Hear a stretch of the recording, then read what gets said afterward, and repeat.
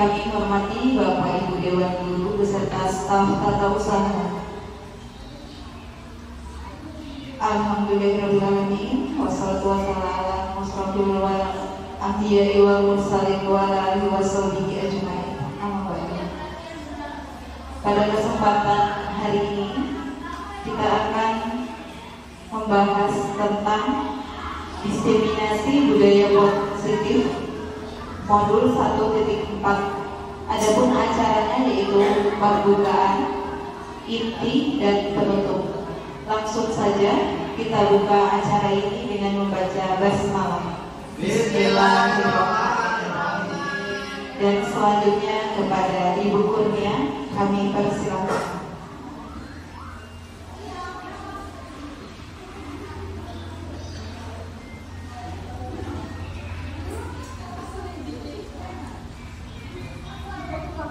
Assalamualaikum warahmatullahi wabarakatuh.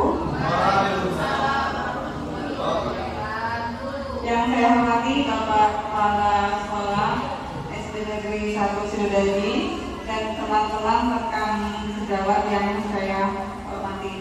Hari ini kita berdiri duduk sama-sama ya di sini berkolaborasi.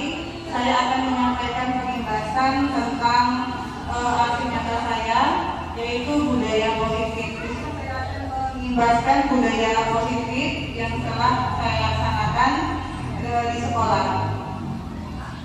Saya ucapkan selamat datang kepada Bapak Ibu guru hebat yang telah hadir di sini membersamai saya ya, untuk menyampaikan ya penjelasan saya tentang budaya positif di modul 1.4, di mana saya sudah menyelesaikan modul 1 ya. Ada empat modul di modul 1 ini, 1.1, 1.2, 1.3 dan 1.4. Ini yang akan saya bahaskan tentang 1.4 yaitu budaya positif. Sampai Pak.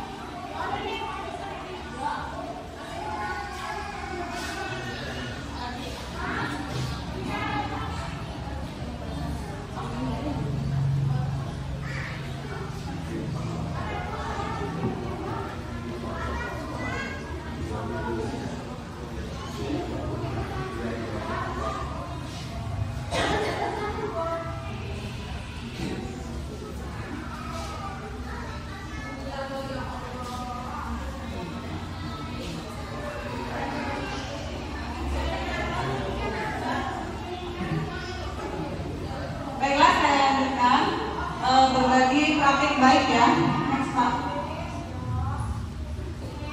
Tujuan pembelajarannya yaitu konsep pemikiran Ki Hajar Dewantara dihubungkan dengan konsep lingkungan dan budaya positif di sekolah. Yang kedua, mengamati bagaimana sistem rancangan di sekolah masing-masing dapat menciptakan lingkungan positif serta mendukung murid menjadi pribadi yang bahagia, mandiri, bertanggung jawab sesuai dengan profil filosofi Ki Hajar Dewantara. Nah, di sini filosofi pendidikan menurut Ki Hajar Dewantara bahwa pendidikan pada hakikatnya adalah menuntun atau memberi tuntunan terhadap segala kekuatan diri atau kodrat yang dimiliki agar ia mencapai keselamatan dan kebahagiaan setinggi-tingginya dan berbudaya baik sebagai manusia maupun anggota masyarakat. Ya, jadi pendidikan itu sebagai tempat kesematan benih-benih kebudayaan.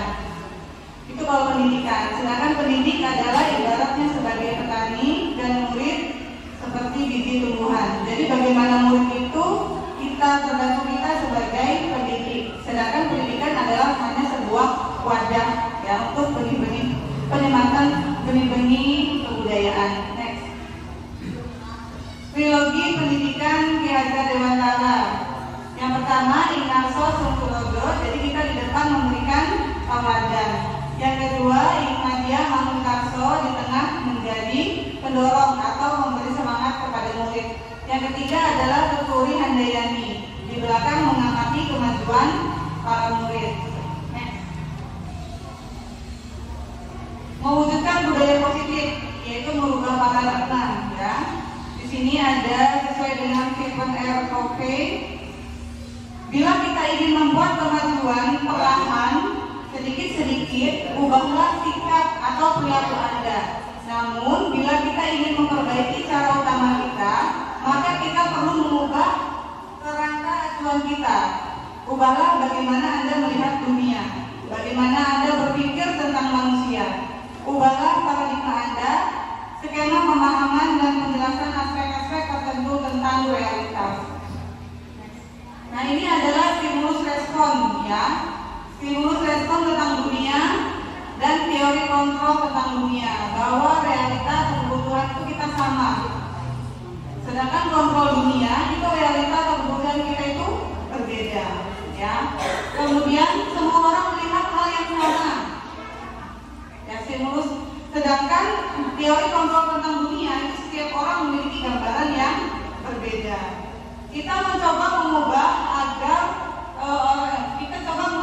orang agar berpandangan sama dengan kita, tapi kenyataan tentang dunia, pandangan orang lain itu berbeda. Perilaku buruk dilihat sebagai suatu kesalahan. Semua perilaku memiliki tujuan, ya. Orang lain bisa mengontrol saya. Teori kontrol tentang dunianya, hanya Anda yang bisa mengontrol diri Anda, ya. Saya bisa mengontrol orang lain. Pada kenyataannya Anda tidak bisa mengontrol orang lain. Pemaksaan Anda pada saat rujukan gagal, kolaborasi dan konsensus menciptakan pilihan-pilihan baru. Model berpikir menang atau kalah. Ya, model berpikir menang dan menang. Kita kan sebagai manusia pasti inginnya menang dan menang. Nggak mau tidak ada sistem berpikir mau kalah. Next. Mewujudkan budaya positif, ya, disiplin positif, yaitu bentuk kontrol diri seseorang untuk mencapai nilai-nilai kebajikan. Itu adalah arti dari disiplin positif. Tujuannya adalah menanamkan motivasi intrinsik kulit kita, yaitu menjadi orang yang mereka inginkan dan menghargai diri sendiri dengan nilai-nilai yang mereka percayai. Ya, gitu. Jadi kita tugas kita itu sebagai guru. Konsep disiplin positif dan motivasi. Ya. Bapak pendidikan kita di Harga Dewantara menyatakan bahwa di mana ada kemerdekaan, disitulah harus ada disiplin yang kuat. Sungguh pun disiplin itu bersifat self-disiplin, yaitu kita sendiri yang mewajibkan kita sekeras-kerasnya. Tetapi itu sama saja, sebab kalau kita tidak cukup melakukan self-disiplin, wajiblah pengusaha lain mendisiplinkan diri kita dan pengaturan demikian. Itulah harus ada di dalam suasana yang merdeka. Di Harga Dewantara, Pemikiran Konsepsi Keteladanan Sikap Merdeka, cetakan kelima tahun 2013, ya, halaman 470. Motivasi perilaku manusia. Yang pertama, untuk menghindari ketidaknyamanan atau hukuman. Ya, jadi ada 3 alasan motivasi perilaku manusia. Yang pertama, untuk menghindari ketidaknyamanan atau hukuman. Yang kedua, untuk mendapatkan imbalan atau penghargaan dari orang lain. Yang ketiga, untuk menjadi orang yang mereka inginkan dan menghargai diri sendiri dengan nilai-nilai yang mereka percayai. Hukuman, konsekuensi, restitusi. Ya, jadi ada 3 hukuman, yaitu yang bersifat terencana atau tidak. Yang kedua, konsekuensi bersifat sudah direncanakan atau sudah disepakati. Yang ketiga, restitusi, proses menciptakan perbaikan kesalahan sehingga mereka bisa kembali ke kelompoknya. Jadi hukuman, konsekuensi, dan restitusi ini ada 3, ya. Ada tiga bentuk, ya, hukuman, konsekuensi, dan restitusi. Ini cara kita untuk membuat budaya positif baik pada anak. Itu ada yang bersifat hukuman, ya. Biasanya kan kita itu menghukum anak jika anak melakukan kesalahan. Untuk kita menciptakan supaya anak itu mempunyai budaya positif, jadi kita memberikan hukuman. Hukuman secara tiba-tiba. Ada juga dengan konsekuensi. Biasanya kita sudah punya di kelas itu punya kesepakatan kelas, melanggar itu adalah konsekuensi. Sedangkan restitusi itu menciptakan perbaikan kesalahan sehingga mereka kembali ke kelompoknya.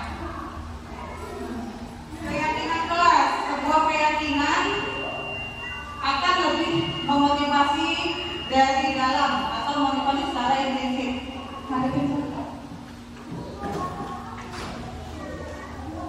Ya, memotivasi seseorang dari dalam atau memotivasi secara intensif. Seseorang akan lebih tergerak dan bersemangat untuk menjalankan keyakinannya daripada hanya sekedar mengikuti rangkaian peraturan. Murid-murid pun demikian, mereka perlu mendengar dan mendalami tentang suatu keyakinan daripada hanya mendengar peraturan-peraturan yang mengatur mereka selalu berperilaku begini atau begitu. Ya. Pemenuhan kebutuhan dasar. Jadi kebutuhan dasar kita itu, ya, biasanya anak-anak itu melakukan kesalahan, itu biasanya mereka ada kebutuhan dasar yang tidak terpenuhi. Ada 5 kebutuhan dasar manusia. Yang pertama, kebutuhan untuk bertahan hidup. Yang kedua, kebutuhan cinta dan kasih sayang. Yang ketiga, kebebasan. Yang keempat, kesenangan. Yang kelima itu kekuasaan. Biasanya anak-anak itu melakukan sesuatu itu punya dasar, ya, punya dasar kebutuhan mereka itu tidak terpenuhi, sehingga mereka sering melakukan kesalahan-kesalahan di sekolah. Nah, ini tugas kita mengetahui 5 kebutuhan dasar mereka, mengapa mereka melakukannya. Kita sebagai guru harus mencari latar belakang mereka melakukannya. Next. Pemenuhan kebutuhan dasar. Jadi seseorang itu senantiasa berusaha untuk memenuhi kebutuhan hidupnya dengan berbagai cara. Bila mereka tidak mendapat kebutuhannya dengan cara yang positif, mereka akan mencoba mendapatkannya dengan cara yang negatif. Ya, jadi anak-anak juga itu biasanya melakukan kesalahan itu untuk mendapatkan apa yang mereka tidak, ya, salah satunya perhatian dan kasih sayang itu. Next. 5 posisi kontrol guru. Nah, di sini kita apabila kita ingin menciptakan budaya positif terhadap anak atau rekan kerja atau di lingkungan rumah, di keluarga, ya, jadi ada 5 posisi kontrol. Yang pertama adalah penghukum. Yang kedua, pembuat merasa bersalah. Yang ketiga, teman. Yang keempat, pemantau. Yang kelima, manajer. Nanti masing-masing ada trik, ya, di mana kita harus sebagai penghukum, harus sebagai teman atau manajer. Tapi kita sebagai seorang guru, posisi kontrol terbaik yang harus kita lakukan adalah sebagai manajer, ya, sebagai manajer anak supaya dia melakukan hal yang positif. Next. Restitusi. Nah, di sini restitusi adalah proses penciptaan kondisi bagi murid untuk memperbaiki kesalahan mereka sehingga mereka bisa kembali pada kelompok mereka dengan karakternya. Di sini juga adalah proses kolaboratif, ya, restitusi itu yang mengajarkan murid untuk mencari solusi masalah. Jadi kemarin saya sudah membuat aksi nyata 1.4 itu menyelesaikan masalah siswa yang pertama sering mencontek, yang kedua sering terlambat datang ke sekolah. Itu kemarin saya sudah coba menyelesaikan dengan sistem restitusi ini. Semoga nanti ada perbaikan di depannya. Next. Ciri-ciri restitusi yaitu bukan menebus kesalahan, namun belajar dari kesalahan. Yang kedua, memperbaiki hubungan. Yang ketiga adalah tawaran atau bukan paksaan. Yang keempat, menuntut untuk melihat ke dalam diri. Kemudian selanjutnya mencari kebutuhan dasar yang berdasar tingkatan. Kemudian diri adalah cara yang paling baik. Fokus pada karakter bukan tingkatan. Menguatkan. Kemudian restitusi fokus pada solusi, ya. Jadi kita itu merestitusi anak itu nanti ada beberapa tahap cara kita merestitusi sehingga kita nanti menemukan sebuah solusi. Mengembalikan murid yang berbuat salah pada kelompoknya. Ya. Ini adalah segitiga restitusi. Segitiga restitusi yang pertama adalah kita memvalidasi tindakan yang salah. Jadi kita tanyakan ke anak, hari ini kenapa ibu panggil ke sini? Tahu atau tidak? Tidak, Bu. Pasti kan anak dia tidak tahu kenapa kita panggil. Di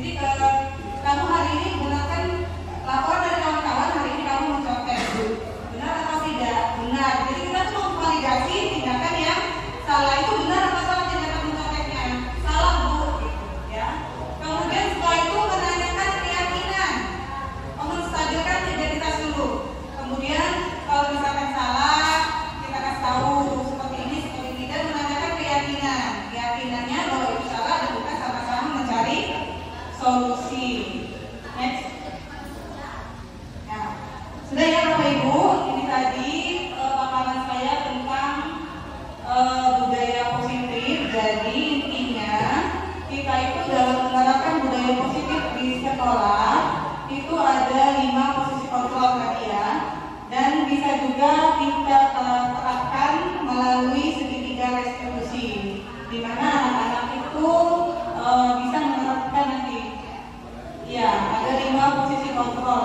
Mana Pak 5 posisi kontrol? Nah, posisi kita di mana saat anak itu melakukan kesalahan karena kebutuhannya tidak terpenuhi. Posisi kontrol terbaik itu manajer ya. Kemudian kita caranya dengan segitiga restitusi. Nanti kita sama-sama kita terapkan untuk mewujudkan budaya positif di sekolah kita. Baiklah, itu saja yang dapat saya sampaikan hari ini. Saya akhiri. Wassalamualaikum warahmatullahi wabarakatuh. Waalaikumsalam warahmatullahi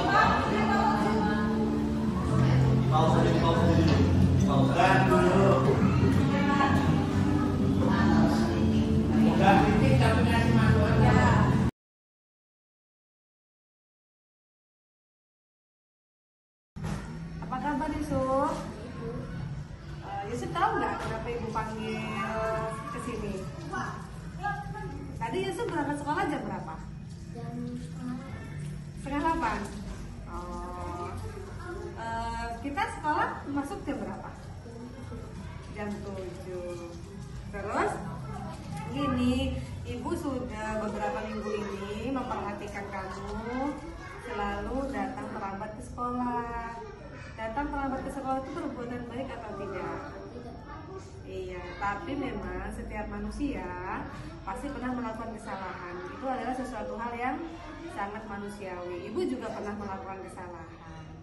Nah, sekarang ibu tanya, kenapa kamu sering terlambat datang ke sekolah?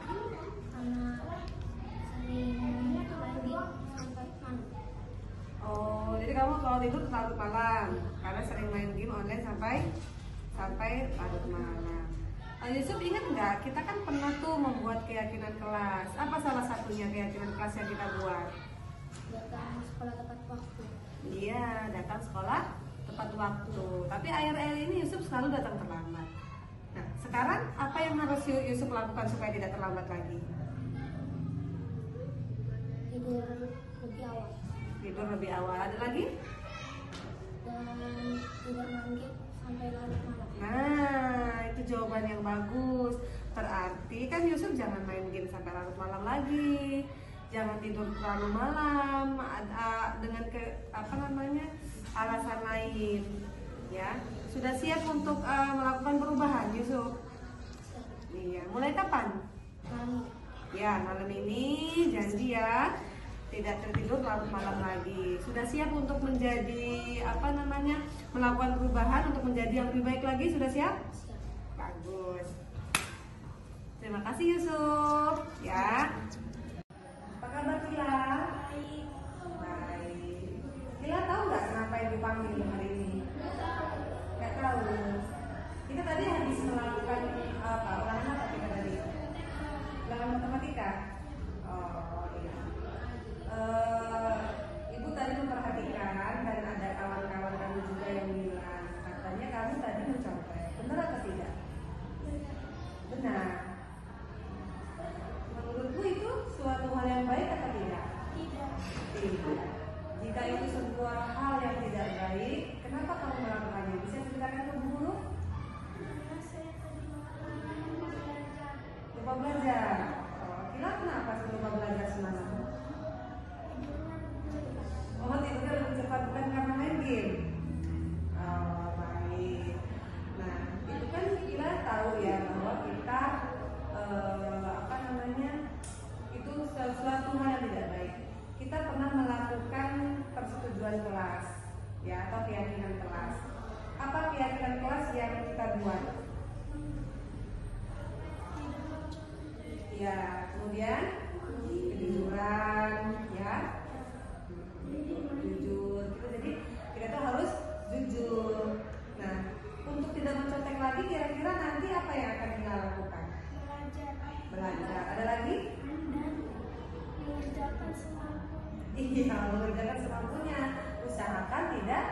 mencontek. Nah, seperti itu ya. Jadi ibu di sini tidak mencari siapa yang benar siapa yang salah, tapi kita cari solusi. Tadi solusinya sudah Kila buat sendiri ya. Kapan Kila kira-kira akan melakukan perubahan itu? Besok. Mulai besok ya? Janji ya? Ya.